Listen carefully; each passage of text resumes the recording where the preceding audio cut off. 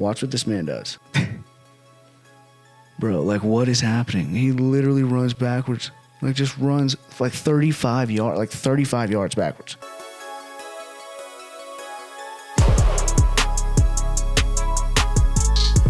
Welcome in and welcome back to the Coliseum. My name is Logan Hyder. I appreciate you for being here on Hybrid Studios today. As we always say, you could be anywhere else, and I really do appreciate you clicking on this video. One time for the one time here in the beginning of the video, I do ask that if you are watching this video and you do enjoy it, that you consider subscribing to the channel and turning your notifications on. The bell next to the subscribe button is how you can do that, and you will be notified every time that a new episode comes out. At the moment, we are trucking along with about 2 episodes per week, but that will increase quite a bit as we go along here. That housekeeping stuff out of the way, I want to jump right into the stories that we have this week. Looking at the screen here, you can see how many different insane games that we had, including the game that we will focus on most today, which is the Tennessee and Mississippi State game.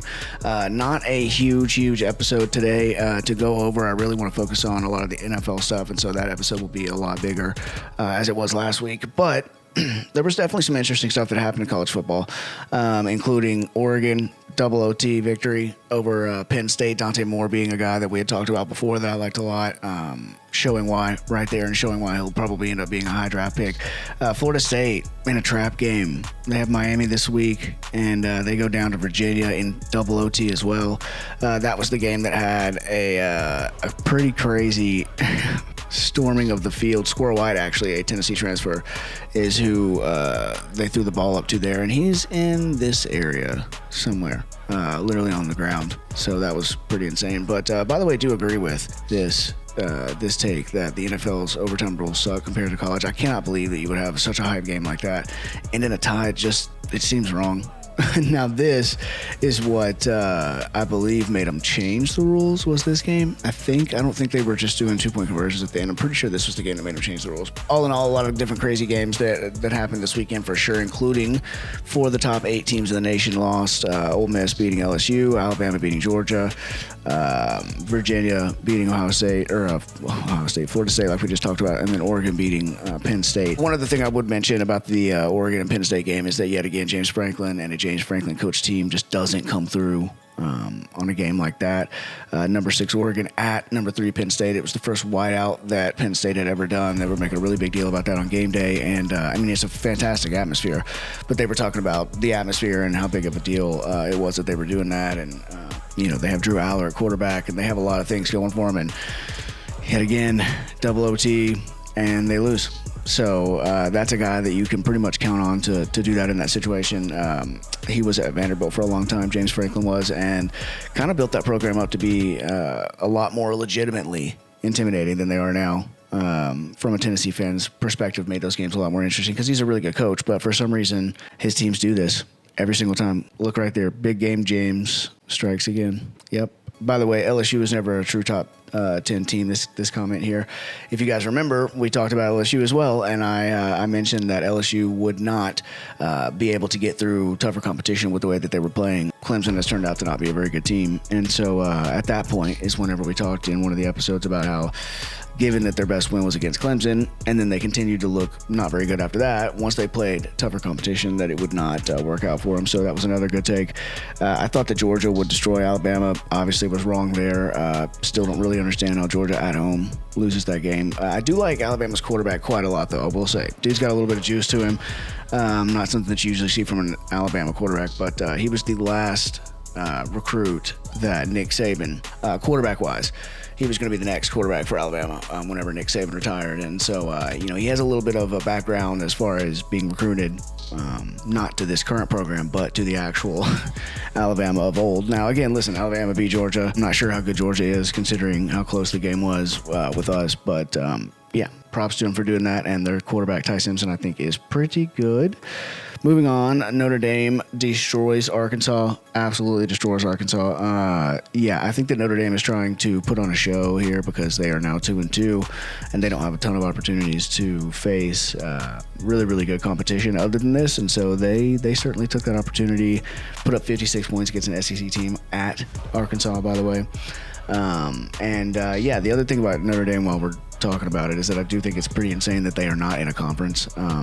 They're 2-2, and they're trying to, like I said, put this message out there that they are still a contending team, and they probably will make the playoffs. But even during the BCS era, they would, be 12-0, and they don't, they have some. Obviously, everybody has one or two games that are different degrees of tough. But generally speaking, year in and year out, they don't have to play, a set amount of conference games. They don't have to play a conference championship. So they were playing literally less games than the other teams that are usually at the top with them. And so I really don't like that system. I'm really not sure exactly why it is the way that it is, but it seems pretty unfair. That being said, Notre Dame looks like they're calling for his job. CJ Carr, 22 of 30, 354 and 4 tutties. Good Lord. 27 and 29 record at Arkansas. Yeah, it's probably time to go. I saw Gruden linked to them too. Gruden's just freaking linked to everybody. Like we talked about, shut down the Arkansas football program. Sam Pittman, that's what his name is. Belt to ass. That is a real picture, by the way. That is Bobby Petrino, I believe. I'm not really sure what is going on there, to be real. I do know that it's a real picture. I remember that, but I don't remember why that happened. So, Notre Dame destroys Arkansas. Illinois, who we talked about before a little bit as well, I believe they beat USC. Hosted USC and beat USC 34-32. Let's look at this game real quick. USC's first loss of the year. What the hell is going on here? USC's okay. Luke Altmaier, 20 of 27, 328, 3 touchdowns. Okay, very nice. Jordan Maava, I'm pretty sure 30 for 43, 2 touchdowns and a pick. No turnovers from Luke Altmaier, more passing yards from USC though. Looks like more rushing yards from USC as well too, and a really good performance by Lemon, 11 for 151 and 2 tutties. So they also rushed the field for some reason after beating number 23 USC. I'm not really sure why, this actually reminds me of something else, which is the Alabama rushing of the field, like the last 12 dude ate shit. The last 12 or 13 times that Alabama has been beaten as an away team, the team that was the home team rushed the field, and it's like at some point you got to realize you're kind of complimenting them by doing that. But Illinois rushes the field after beating number 23 USC. So again, compliment to the brand of USC more than anything, I would say. Ole Miss and LSU, like I said, we talked about LSU before and about them not being able to handle tougher competition. Trinidad Chambliss, 23 for 39, 314 and a tutty. This is not the quarterback that I was talking about in that episode. To be fair, I was talking about Austin Simmons, but one interesting thing about this game was that Lane Kiffin's daughter is dating this kid right here who is a captain for them. Which is insane. He also threw up on the field at one point. Yep, there's the picture. And they danced around it all day long on the different shows. And they would mention her or they would mention him and Lane, but they never would just go for it. And I was wanting to, and then eventually they did, and it was actually more awkward than I expected. So probably was good that they didn't before that. Garrett Nussman will be playing the Canadian Football League for his dad.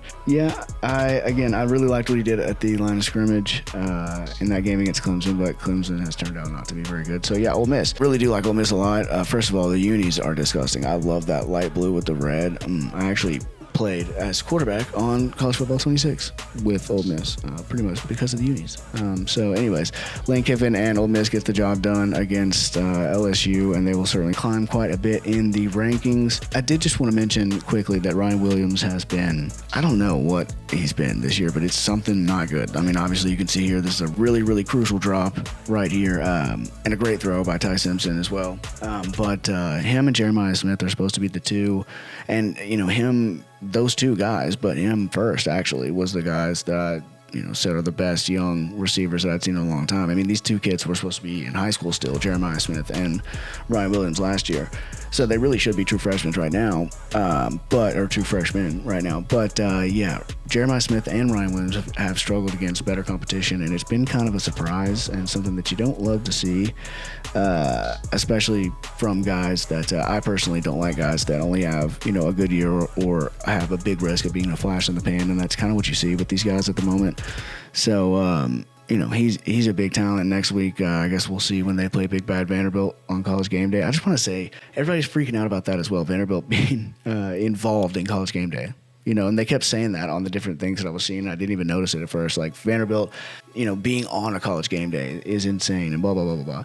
It's at Alabama. It's not even in Nashville, first of all. So, I don't know. It's whatever. I think it's more of a function of how little there is going on in college football next weekend. Diego Pavia talks a lot, and so I guess we'll see what he does on Saturday. I mean, listen, it's kind of a win-win for me because I hate Alabama and I hate Vanderbilt, and I really don't even hate Vanderbilt is the thing. Like, they're not even really a rival.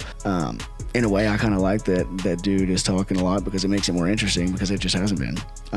But at the moment, I would like to actually see Alabama shut him up, and if Diego Pavia pulls it off, almost the better. I would actually like them to be undefeated whenever they get to us, and then we can be the ones to crush their dreams. That'll be fun too. Next, we are going to talk about the Tennessee game. I know the Tennessee game, 41-34 in overtime. Chris Brazzell is the best receiver in college football. I would agree there, Riley Bishop. We talked about that quite a bit. Pretty much everything that we talked about has been spot on, honestly, in college and NFL for the most part. Colton Hood even being on the front of this is somebody that we talked about week one when we talked about Tennessee. So I really have liked the way that he's played. A couple mistakes in earlier games in the Georgia game, but I really like how he's played as a true freshman. So they stay at, would you believe it, number 15. Yeah, I think that's like 4 weeks in a row that they've stayed at number 15. But yeah, I actually have some notes from the game because, as you can imagine, I was watching this game pretty closely, but not just because it's a Tennessee game, more so because it is the dreaded on-the-road, unranked team that Josh Heupel has struggled with over the years and that we've talked about quite a bit, and they usually come out flat and lose, and as usual, they come out flat. The defense was on fire, by the way, I would say, for pretty much the entire game, but we stopped Mississippi State on the first drive. They punt, we muffed the punt. On like the next play, we should have got a targeting penalty that wasn't called, thank goodness, but on the sliding quarterback, just a dumb helmet-to-helmet play, whenever the quarterback is sliding backwards and you jump over him and hit him into the ground anyway, just a dumb play. And, as if that wasn't enough, just a couple plays, or literally the next play, I believe, Joshua Joseph slams a guy to the ground, and you do get the penalty on that, and then they run it in, and you're down 7-0 right out of the gate. There was a lot of other things as well, but the biggest one would be at the end of the game. I believe that we have, Chris Brazzell, by the way, should be the Bolitnikoff favorite. Let's look at some of this if we have some play. Ooh, Jared, 31 for 531 and 7, 28 for 396 and 4. I see you, Brazzell. Oh, okay, here we go. Some work from Chris Brazzell over the weekend. Big bomb from, that was disgusting. Flying backwards like that, dude. Jalen Hyatt and Chris Brazzell are not even on the same level. This is disgusting. Yeah, that was a great play. The next part about what I want to talk about, though, and again, I'm not upset that they, I'm happy, obviously, that they won the game. But as far as the themes of not handling situations like this right, and your team coming out flat and doing stuff like muffing punts and having those kind of penalties right out of the gate, it's because of these kind of images right here that we talk about this, because of the fans. Look at this. This is an away game, dude. That makes no sense. There's a lot of red there, of course. A lot of maroon and white, but there's a lot of Tennessee fans. And that's kind of the point, right? And we talked about that before, about why Heupel might be Mark Richt and might be somebody that has a lot of success and brings us out of a certain period, but doesn't ultimately lead us, where we want to go. To tie that back to why we're talking about this, with 1:18 left in the game, you run one play. Okay, you have 3 timeouts, 1:18 left. You run one play. The next time that you run a play, 45 seconds left on the clock. Ultimately, you call your first timeout with 24 seconds left. And with 24 seconds left, you have 2 timeouts. With 14 seconds left, you still have 2 timeouts. No looks at Brazzell, no targets to Brazzell at all. And you ultimately take 2 timeouts with you into the overtime period. It is just unbelievable and unforgivable. Again, I don't even, dude, there are cardinal rules in football. If the ball hits your hands, you should catch it. We've talked about this in other episodes. Taking your timeouts with you to the half or to end the game, if it's going to go to overtime, makes no sense. And yes, you can burn them too early, obviously, but 1 minute and 18 seconds left, you have time to put yourself in a position to, get a shot, and you don't even try. It makes no sense, and it's on him. I don't how you still have 3 timeouts after 2 plays are done. You don't call your first timeout until there's 24 seconds left on the clock when you started the drive with 1 minute and 18 seconds left. You throw a slant, 3 seconds come off the clock, boom, timeout. 5 seconds, 10 seconds come off the clock if you run the ball or whatever. You call timeout. You still have over a minute left. Run another play. Probably still over a minute left. Run another play. Probably still over 50 seconds left. You probably don't want to call timeout at that point. But my point being is that to go into overtime with 2 timeouts makes no sense. Makes absolutely no sense. So, right here, I mean, this is what Tennessee does no matter the stadium. No doubt the best traveling fan base. Again, whenever I talk about Heupel, it's one of those things that I don't even want to be right about because I like Heupel a lot, but I really do think that it's possible that we're in a sticky situation with him because he just does this over and over again. And thank God, though, and I will say, to be optimistic, we did come through this one. We did come through this one, and so that's what you like to see. Maybe that's some growth in not falling for that type of situation.